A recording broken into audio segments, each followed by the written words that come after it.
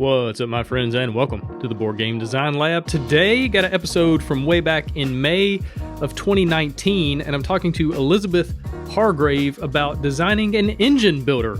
Now, the cool thing about this episode is this was right after the first print run of Wingspan had come out and had quickly sold out.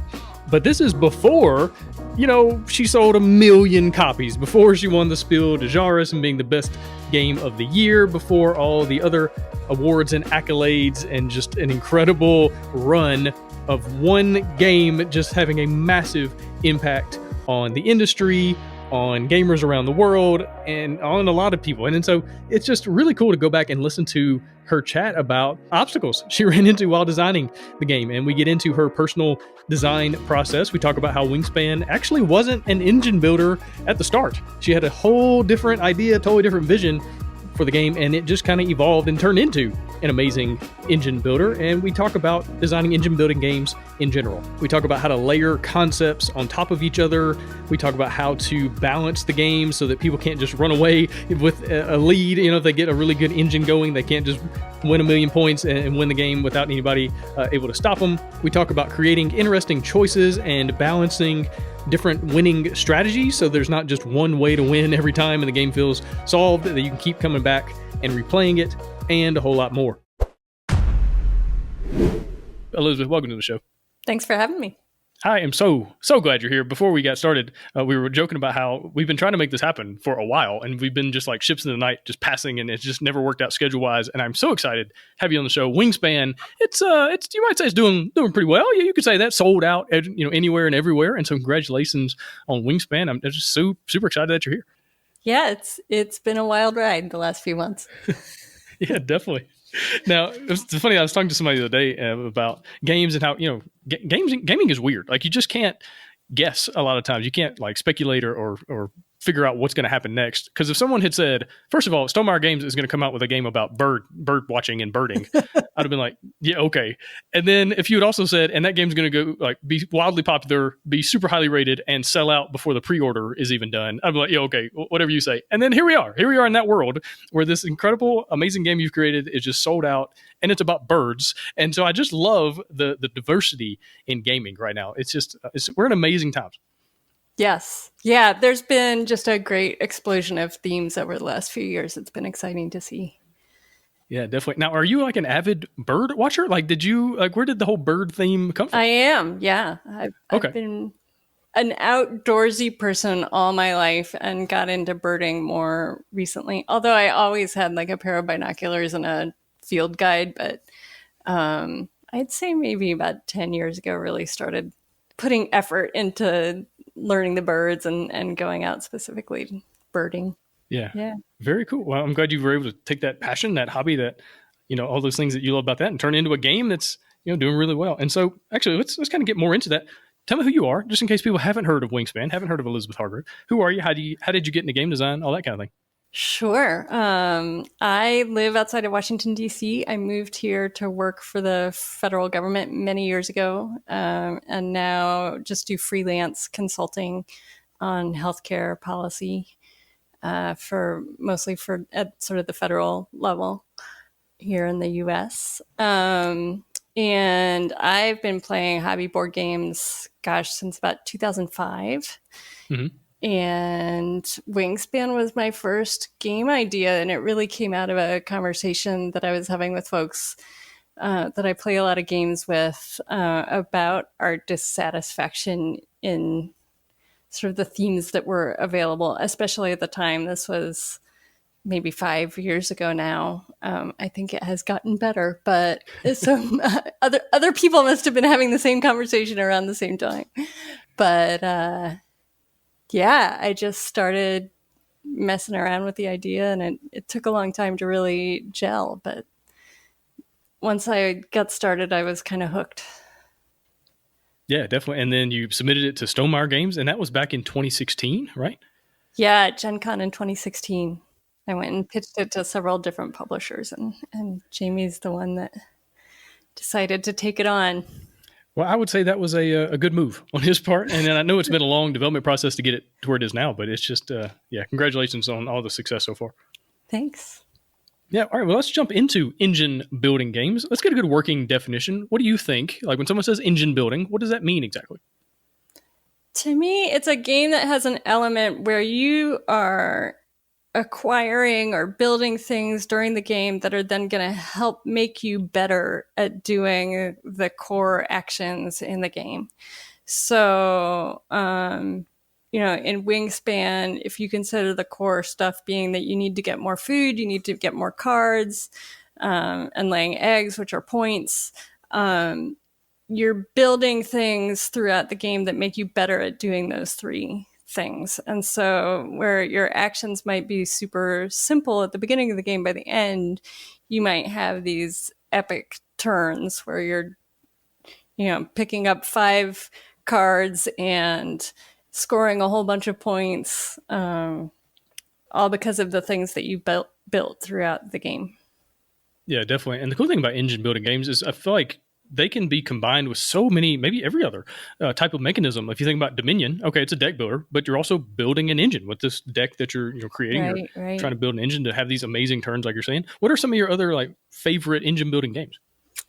I was playing a lot of Race for the Galaxy when I first Yeah, started designing Wingspan. I love that game. It has such a high learning curve, but once you're into it, it's just such a tight, quick game with really interesting decisions, and definitely has that build to it.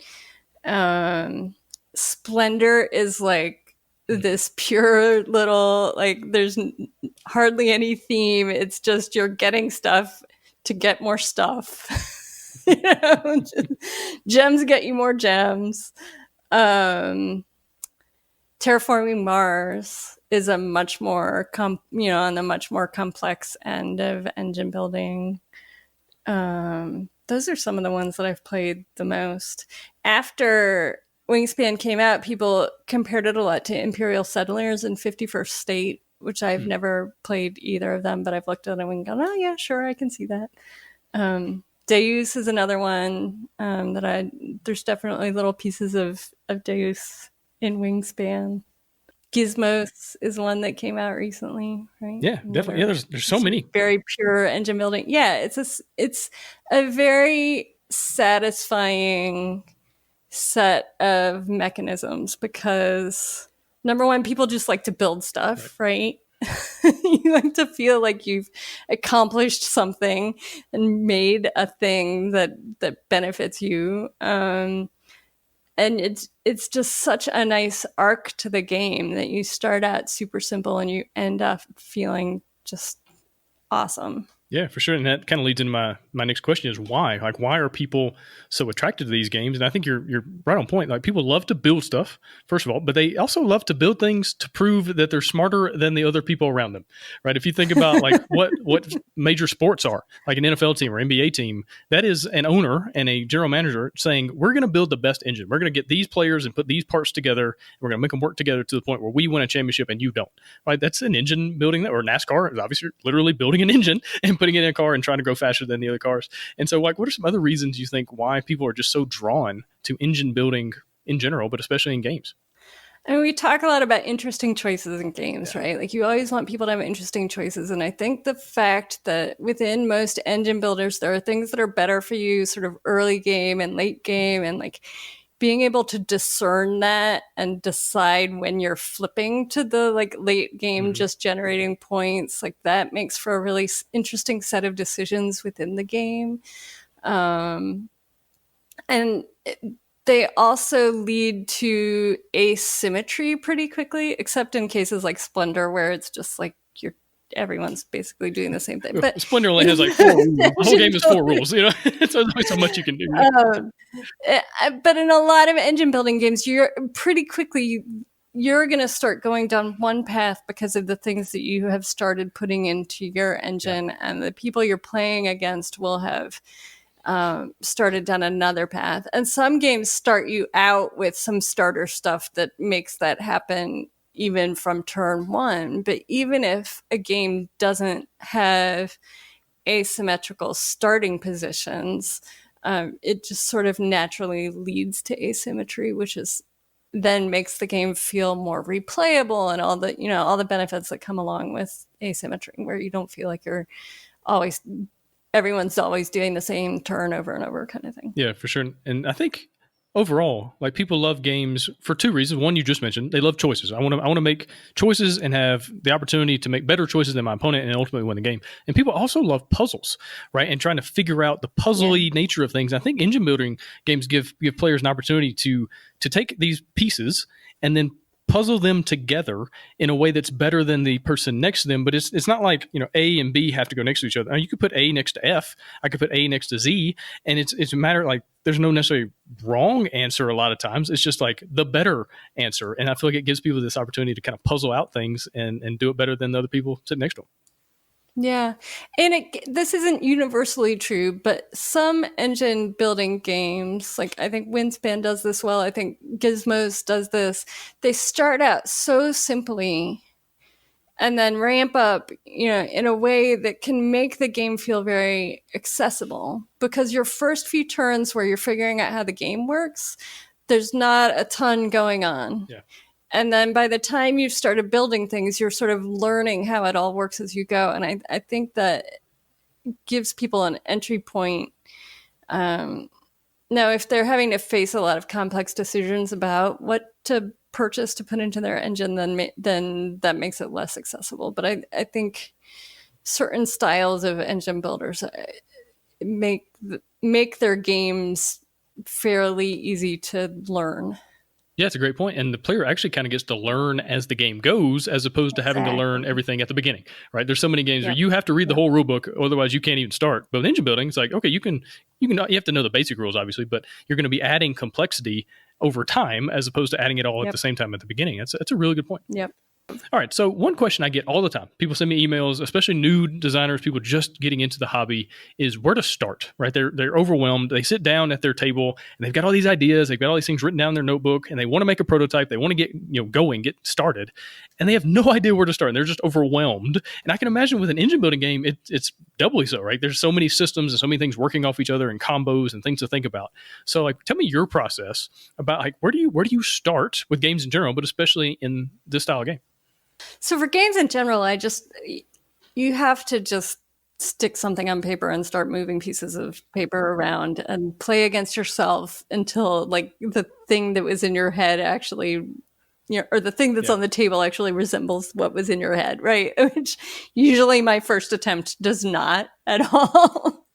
But you can't figure that out unless you start actually trying to play it. But with Wingspan, it did not start out as an engine builder. Like, the core concept for me was this concept of, like, there's all these economic games where you're trading, wood and ore and all of these natural cutting down all the trees to build things. I was like, you could have a game where all of the resources are the food, and then the things that you're building are the animals that are eating the food. And, like, how would that work? And so the first thing I worked out was just that system of, like, okay, if the resources are food and the things you're building are birds, like, how would that even physically work? And then I started building in the elements of, okay, how would you then do that more powerfully over time? And my first concept was sort of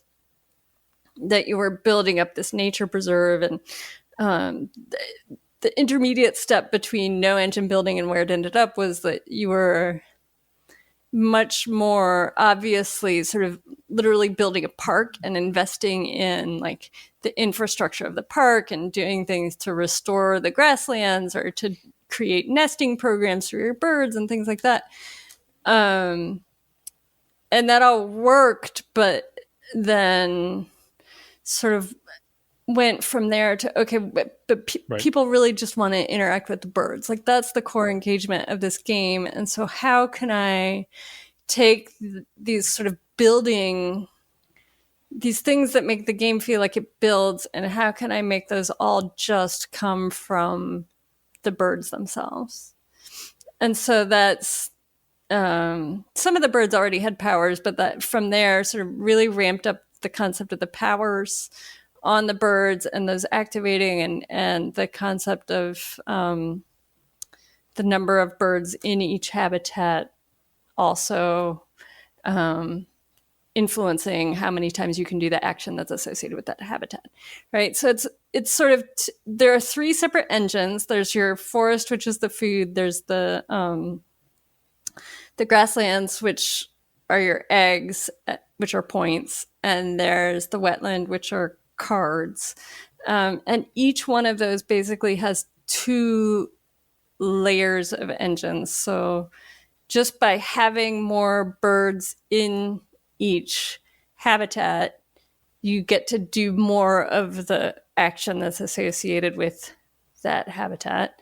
But also you get to activate the powers on each bird in that habitat when you do that action. So those were sort of two separate concepts that got layered on top of each other because I had sort of played with doing each one and then realized when you cross them with each other, then it just is this really nice build.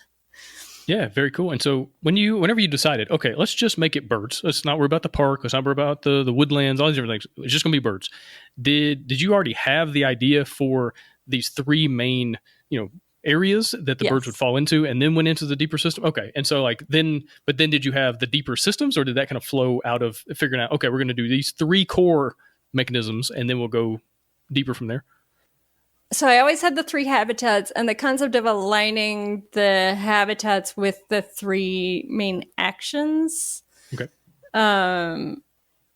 came along somewhere in the middle of the process. I don't remember at this point.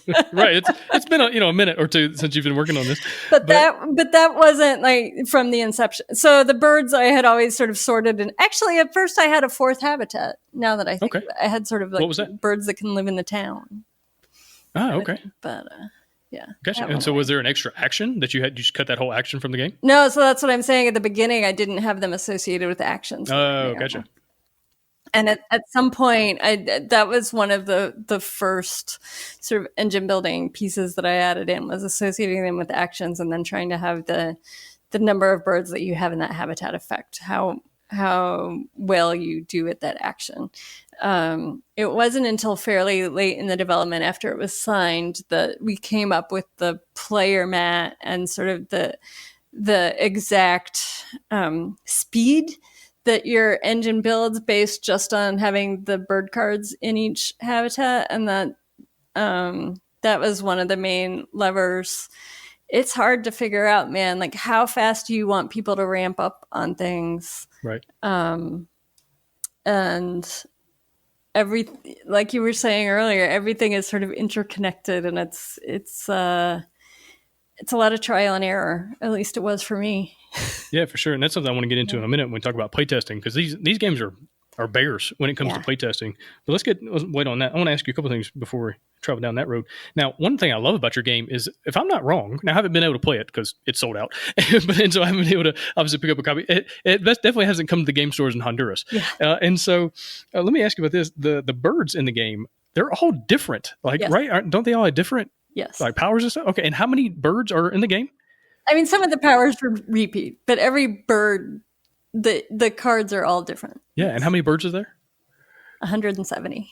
170. Okay. Now tell me about your process for coming up with that, because I'm sure you didn't start with 170 birds and then figure and I didn't pitch it with 170. Right. So how did you ramp up on your end, the design side? Yeah. Did you start with 20 and then kind of work your way up? Where did it go? For a long time, it was around 50. It was like a deck of cards kind of size. Mm-hmm.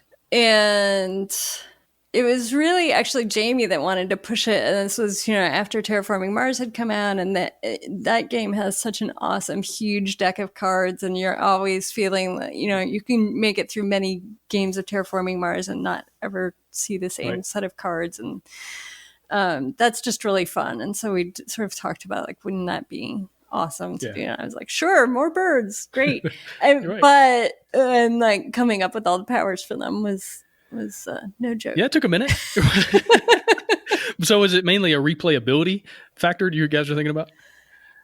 Yeah, and that sense of discovery. I mean, I guess that's replayability. It's all the same, but not just how many times do people want to play it, but the because there's other things. The engine that you build every time can be so different. Like even if there were a smaller set of birds, I think it would still have a lot of replayability. But Right. it's just fun. I mean, the birds are also gorgeous, and yeah.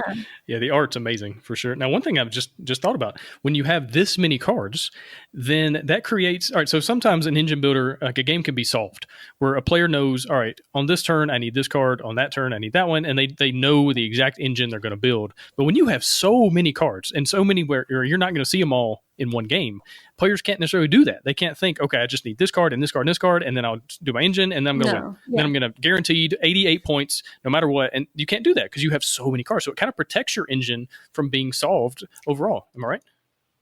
Yeah, I mean, there are some large categories, right? So, like in general, the birds in each habitat, a good chunk of them have powers that then add on to the power of that habitat even more. So, birds in the wetland, which gets you cards anyway, are on average more likely to also be birds that help you get more cards. So you can think about it sort of in general categories like that, and I did try to make sure that there are the same number of birds available for each habitat. And so if you want to try a strategy where you really double down on the forest early on so that you're getting lots of food, that should be possible. And the fact that part of your engine just comes from any bird in each habitat helping you makes that even more possible, right? Yeah. So you don't have to just rely on the powers on the bird cards. But if you can get some of those powers out early on that are boosting some of those basic actions, it definitely helps get you going. Yeah, for sure. And that actually leads me to the next idea I want to talk about, and that's focus. Now, some engine building games, like you just need to focus and you need to be the best at X, and you need to do it as well as you can, and don't worry about other stuff. And then there's other engine building games where you want to spread out and you want to be really good at X and a little bit of Y and a little bit of Z. And so, like, tell me about your process of kind of figuring that out, of like managing that and kind of going through the balancing process of just kind of discovering as the designer like what the game wanted to be, but also making sure that it kind of fit what you wanted it to be. Yeah, I did try to make it so that you really do need to engage with all three different habitats. So most of the cards that are playable across different habitats are not things where you can, play a bird that draws cards in your forest habitat. There are a few, which in the forest is the one that gets you food. There are a few exceptions to that, and people have noticed that and really call those birds out as like, oh, if you can get this one, it's awesome because it lets you get away with not using that other action. Because in general, you're going to have to do all three actions. And one example of something that I really struggled with on that is the eggs generally are points, right? So at first they were not sort of a fundamental required thing that you had to do. It was just a question of like, okay, at some point you switch over and you're going to want to generate a bunch of eggs for points. It's one of many ways that you get points, but it's a guaranteed way. And it was just a weird dynamic that people could get away with not laying eggs for, a good chunk of the game. And so now, as you get further out in each row of birds, you are required to also pay eggs as part of the cost of the bird. And so that sort of serves a double purpose, right? It's a headwind against someone who's building this powerful engine, because building your fourth and fifth bird especially costs 2 points each. Basically, you have to discard 2 eggs. So it's a headwind against someone that's building a powerful engine, but it's also requiring you to engage in that egg laying engine earlier in the game than you otherwise would have had to. Yeah, definitely. Okay, let's switch gears just a little bit, and let's talk about the ending of a game. Now, engine building games have interesting endings a lot of times where, you're ramping up, you start real slow, and then in the middle, you're faster, and then by the end, your engine is just moving along. The game's picked up speed. It's moving like crazy, and then the game ends, right? And a lot of times it'll end before people are really quite ready for it too, which I think that's probably a better place to end than when they're past ready for it too. Like if you're going to pick between those two. I think it's important actually to end it. I mean, number one, psychologically, right? Yeah. You want to leave people wanting more. Yep. Absolutely. But I think for sort of balance and gameplay purposes, you don't want it solves, again, it's like a check on a runaway leader. If someone's engine is just clearly better than everyone else's, like why make everyone else play through the 3 rounds where they're just getting whooped by this person who's so far ahead of them? Like that's not fun. Right. Except for the person who did it, in which case it probably feels awesome, but not even, right? Like if they already know they're winning, then even for them, it's diminishing returns, right, even though they're doing this awesome thing. And I like having it at this length where like you could still eke out that last couple turns where you're running a really awesome engine, but it feels like you're just in under the wire rather than like, oh, obviously your last turn is just ridiculous. Yeah. So as a designer, how do you do that? Like what was your process of like making sure the game ended when you wanted it to? I mean, I think that's just playtesting and iterating and I mean, so part of it is the number of turns. And Jamie Stonemeyer in general says that they don't like games that are like round based and turn based, but for this game, it really felt actually important to have a fixed number of turns, for multiple reasons, but this was one of them. I'm like, because for a long time, the end condition of the game was actually how many birds you had out on your mat. I forget. We would play to like 10 or 12 birds, something like that. But there were a lot of games where people had a disincentive to ever play that last bird because they could get more points running their engine again. Right. And so switching to a fixed number of turns sort of solved that problem, and then we could do sort of the round based stuff and have those intermediate scoring goals, which are also very I thought a nice piece of the game. But yeah, then deciding the exact number of turns was really just trial and error. I don't know that there's any real formula to it, but finding that sweet spot where in most games folks aren't sure who's gonna win by the time the game ends. Right. And I feel like a lot of these games are race games. You're racing to a certain number of points. You're racing to do something first to kind of trigger the end game. And sometimes the first one to get there wins. And then other times the first one to get there just gets an extra bonus. And so there's a big incentive to get there first, so to speak. But I feel like that's one way that a lot of people kind of solve this issue. Now, have you seen other ways that engine building games have, like things they've done to kind of end the game? To decide how it ends. That's a good question. Let's go back through the ones you mentioned earlier. So Splendor. Yeah, right. So Race for the Galaxy is how many cards you have out. Okay. And what is their incentive to put the cards out? Kind of like, because you ran into the issue of players holding back. So how do they make sure people are playing cards? Right. Oh, so it's how many cards are right. So they have the same issue, right? So it's how many cards you have out. I think you played 12 cards in Race for the Galaxy. But you can set up an engine where you are producing goods and selling them for money, and that's going to create much more income for you than getting another card at will. So the other thing that can end the game in Race for the Galaxy is that the money in the game is a fixed pot, and it can run out, and that ends the game. That makes sense. Yeah, I think a lot of these games have multiple triggers. So that could be another way I could have solved it in Wingspan, right? Like instead of just avoiding ending the game with cards, I could have had a finite number of eggs. I might have even played around with that because that's the main way that people were generating points and not wanting to end it. Although there are other ways to get points in Wingspan where you're tucking cards and things, and I don't think I could have ruled them all out in a way that the game definitely would have ended. Yeah, and then what about like Splendor? How does that one end? Splendor is to a certain number of points. So that you always want more points, right? So that's always going to end. It's just the first person to 15 points. Yep. And then Terraforming Mars. Right. What that one?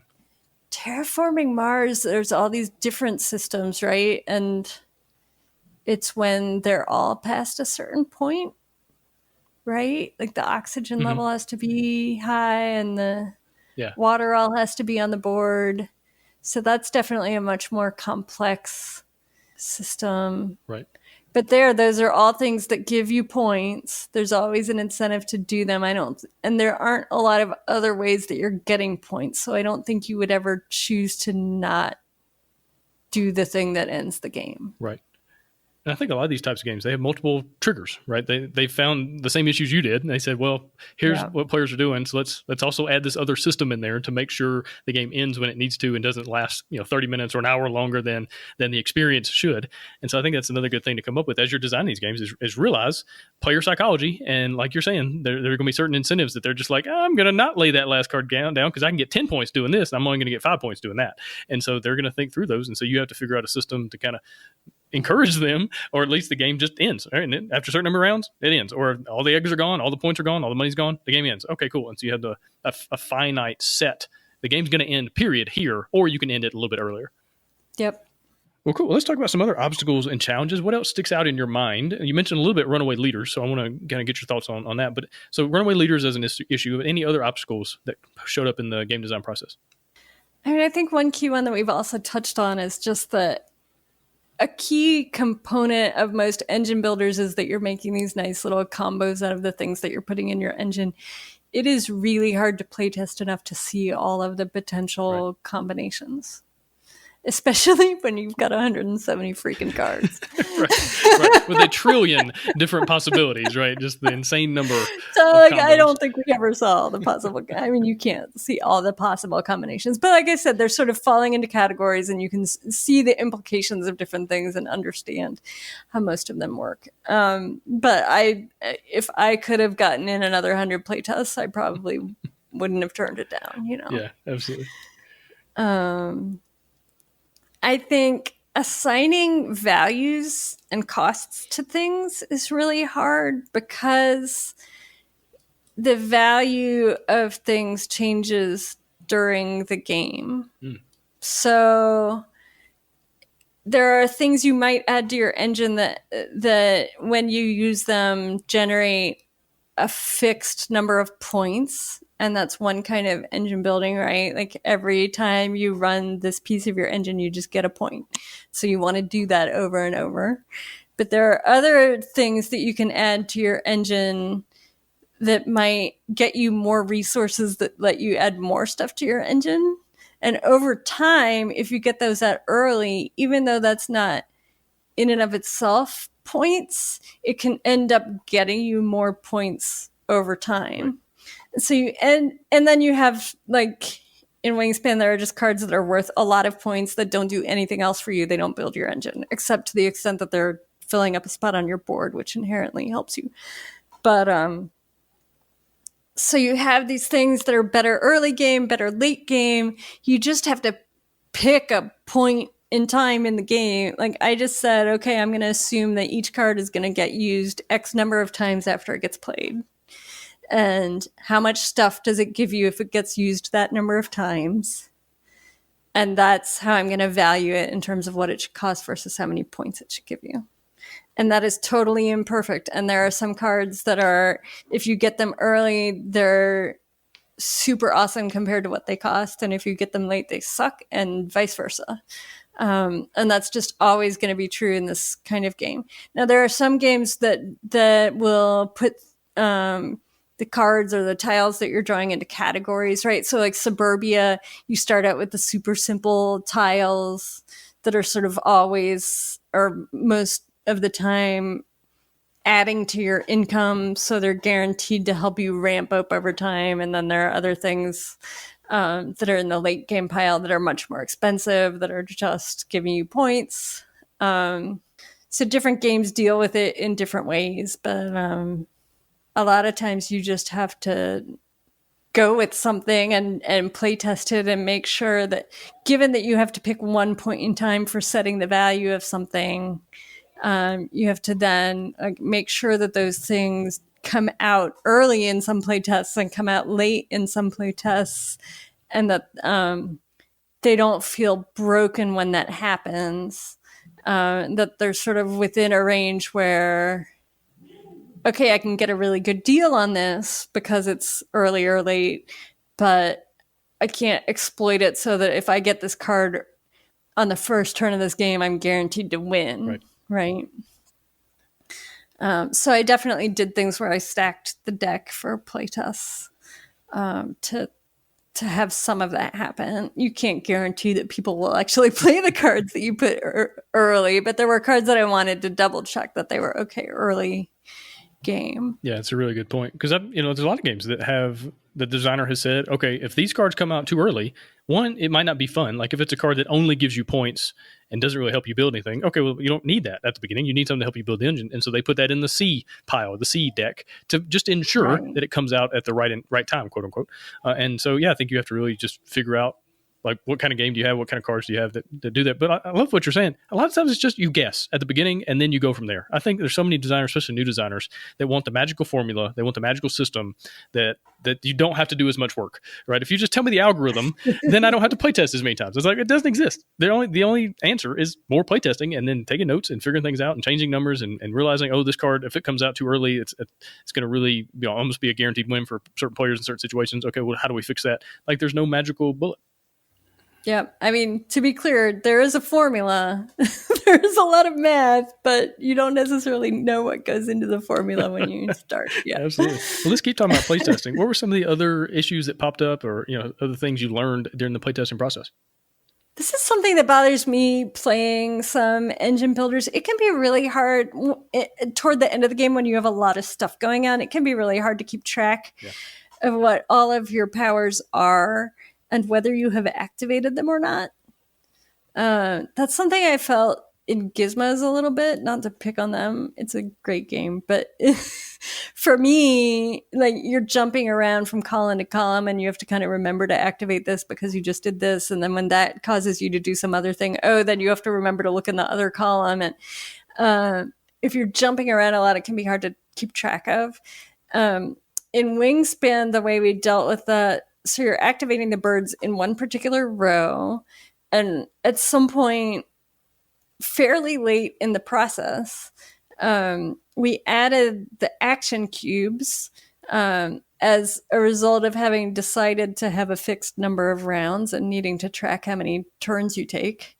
But what that also enabled us to do was to have this, it's just a tiny little item. It doesn't matter what it is, but you are then like walking your way down the row of cards and activating them one at a time in order. You can't, because at one point I was letting people decide, and then you can do all kinds of clever things of, you do the thing that lets you draw the two cards and then the thing that where you're spending cards to do something else.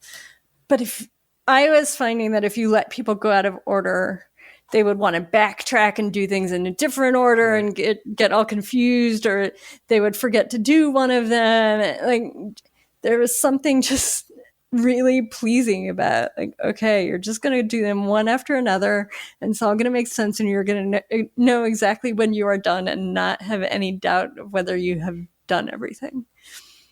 Yeah, I think having that constraint on the players also helps eliminate analysis paralysis, where you have the player that just sits there and tries to figure out the perfect move and min-max everything. It's like, nope, now we're going to do that. You go A, B, C, D. There is no D, A, C, B. No, we're not doing that. A, B, C, D, and just go with that. You have to make better choices on the front end as opposed to figuring out the magical answer on the back end.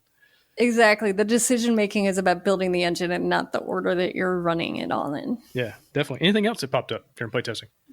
I think one other issue with engine builders is that it can feel like it's hard to get going if you don't have access to the right stuff on your first turn. And that's another thing that's just iterative, and you have to figure out, like, you also don't want to give people too much stuff on their first turn. And I think it's a fine balance, and there are ongoing arguments among some tiny section of the Wingspan fan base about whether we got it right on this, but how much stuff you should start with. But I think the important thing to think about is that the amount of stuff that you start with has an impact on the power of the engine that you're building. So if you start with a lot of stuff, the relative value of everything you're putting in your engine is a little bit less because you already just have a bunch of stuff. So you don't want to give people too much stuff at the beginning, but you want them to have just enough that they can get going, because there's nothing that's worse than just like feeling like you're beating your head against the wall and not being able to do anything. So that's a fine balance. And again, I don't think there's a magic answer. It's going to be different for every game. Right. One thing I found in my own personal designing is make sure players have at least some kind of a backup opportunity. This is one thing I ran into with my space game. So it's a flicking game. It's dexterity. And so in your first turn, all your ships are on your home planet, and you're going to need to flick them somewhere else. So you need to flick them to another planet to gather resources or to build or to attack, or you're going to need to do that.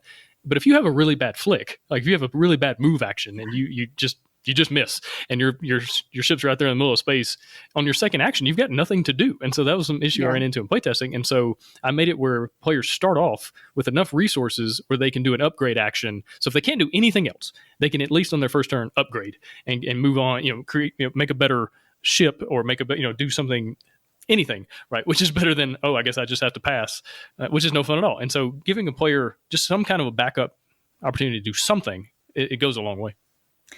Yeah, and one of the other things in Wingspan is that I talked about this sort of double engine building. Even if you make a mistake and don't put out the best bird early on, no matter what, just having a bird in that habitat is making that habitat stronger. Right. So because I do think there is a danger in engine builders that making mistakes early on can really just like ruin your entire game. Yeah. And I don't think you want to protect people entirely against that, right? But you can at least make it so that even bad decisions are still a little bit good for everyone. Yeah, definitely. I think this is something games run into a lot with new players playing against veteran players, right? And more likely a veteran player is going to win, and you know that going in if you're a new player. But you don't want to lose by 100 points, just because you made 3 or 4 bad plays early on and it just cost you the entire game by a mile. It's okay to lose, but not that much. Again, it's not fun. And so figuring out ways to kind of mitigate that, where you can recover from bad plays, especially if you're a new player, because if everybody's new and everybody's making bad choices, doesn't matter. But when you've got that situation where 1 or 2 people have already played before and they know the mistakes to avoid, that could be an interesting scenario. Yep. All right, cool. Let's kind of get a little behind the scenes action. A lot of people, they love Stonemaier Games. It's one of their favorite companies, if not their favorite. I have people all the time say they would love to work with Jamie Stegmaier and love to get a game signed by him and his company. So give me the kind of behind the scenes development process of Wingspan and kind of what all he brought to the table. Some of the things ideas he had, things he changed, and to make the whole engine building experience better. Yeah, it was very back and forth, and I've almost completely lost track on a lot of things of what was whose idea. But so I met with him at Gen Con in 2016, and coming out of that meeting, it was him and Alan Stone actually, and we had a very nice conversation, but no commitments at Gen Con, which was true with all the publishers that I talked to. They're like, okay, we're talking to everyone, and then we'll talk to you after we get back and sort of have sorted through everything. But anyway, so they got back to me after that sorting through process and said, we gave you a bunch of feedback. Tell us what you would do with it, which I felt was like, oh, thank God I took notes, right? Right. Life lesson right there. And so I wrote them back and was like, okay, you said you wanted X, Y, and Z, and this is how I would do them. I think some of that was sort of ramping up some of the engine building more than how I had it. And they said, great, go do those things and send us another copy, which I did by I think it was November that I sent them back, I think. So then that was really, they played it and they got back to me by Christmas time. So really we started on development at the beginning of 2017. And it was just me and Jamie going back and forth by email, and he would play a version and send me a long email worth of notes on it, and and try this. Have you considered this? I had a problem with this. And I would go back and work on it for weeks or more, and play test it a bunch more. And or sometimes, they were things I could just reply to right away. I'm like, oh no, I tried that already and it didn't work. Although it took me a while to realize that it was okay to answer him back and be like, no, we can't do that. That's a stupid idea, or it won't work because like at first I think I felt like I really did have to try everything he said. And then over time I realized like, no, he was just sometimes spitballing as much as I was. Yeah, I'd say that's something a lot of new designers like run into, of worrying about the publisher. No, it's just a collaborative process. Assuming you're working with a decent person, a good, right. a good relationship. Right. So yeah, which Jamie certainly is. Yeah. And yeah, so it was just eventually a very collaborative back and forth. But I don't think this is true for all publishers. In my case, I was always the one with the files making changes to the actual game and going out and play testing them. Mm-hmm. My impression is that with some publishers, you have a developer that is really like takes over and does all the stuff and checks in with you that you're okay with the stuff, but right. Is really the hands-on person. But in our case, it was like Jamie's brain and me implementing it. Which was great. It was a great learning process for me, and he had a lot of great ideas, and we went on some wild goose chases, but came back around, and wild the goose. game's definitely in. Oh yeah, totally unintentional pun. Yeah, the game is definitely better for that process, and it's something I've been thinking about because I think it's something that some people lose out on going the Kickstarter route. Like if you can find a publisher that's going to really put the level of attention to development into this game that Jamie put into Wingspan, like that is just such a huge gift. Mm-hmm. I can't imagine having done it any other way. Yeah, I agree. I think that's one of the main detriments to a lot of Kickstarter projects is they didn't have that other set of eyes, especially a veteran, someone who's been around for a long time, who's done this a long time, who just sees things differently. They see it as a product. They see the developmental side of things better than you can just as a designer, especially of your own game. It's very difficult to see the forest for the trees sometimes when it's your own design. And so, yeah, I think that's one of the major issues with a lot of Kickstarters and why they're not quite as good as, or anywhere near as good as they would be if you went the traditional publishing route. Not everybody should. I'm not saying, you need to, but I think that is one challenge that they run into. Yeah, I mean, when people talk about the difference between Kickstarter and publisher, a lot of it's about like, do you want to do the publisher side of like managing the manufacturing and stuff? And I think that that is important, but I think the development piece is a piece that gets lost in that discussion about like, what are the pros and cons of each side? Yeah, that's a really good point. Yeah, and so one thing I've run into to kind of do it differently is I've got a good friend who is a developer. He's got a really great mind for development. He's not a great designer. He's tried to design his own games, and it just hasn't gone so well. But he is wonderful when it comes at development of taking someone else's ideas and going, ooh, but what if you did it this way? And kind of looking at things from different angles and helping to polish things out. And so if you're going to publish it yourself or do your own thing in your own company, find somebody. Sometimes you got to pay for it. Again, you want to be a publisher. That's just part of the deal, but finding somebody or an organization that can help you with that development process. Well, cool. Elizabeth, this has been awesome. Do you have any kind of closing thoughts, closing advice for somebody who's working on an engine building game or thinking about doing so? I think the one thing we haven't really talked about as well, it came up several times, was sort of the runaway leader issue, and really keeping an eye on that. Yeah, any advice on how to make sure? I think we talked about rubber banding before we get started. So any thoughts about the rubber banding process and making sure that they don't just run away with it? I mean, so I talk about the concept of headwind, right? Where like we instituted this cost to creating the higher end pieces of your engine, making that expensive enough that that it slows down people that are getting way built up. That is one strategy that a lot of games take on. People talk about that a lot in Dominion, right? That buying point cards then slows down your deck in a really elegant way. Suburbia does it, where when your population gets past certain points, right, it knocks down your income and reputation. All kinds of games do it. Another way you can sort of dampen runaway leaders is having limits on things. So like in gizmos, right, you start out with what, like 5 marbles as your limit. So if you create this amazing engine that generates 5 marbles in a turn, like that is, you can't just run that over and over because you don't have anywhere to store all of them. Right.